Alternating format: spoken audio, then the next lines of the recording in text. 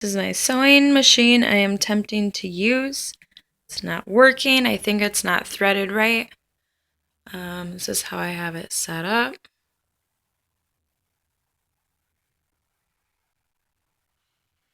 I just looped it in there and around, and I'm not sure if that's the part that's wrong.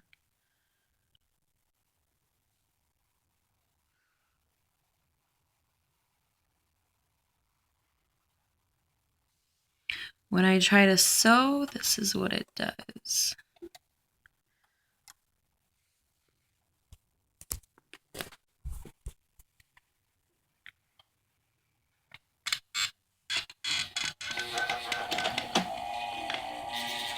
And then nothing else.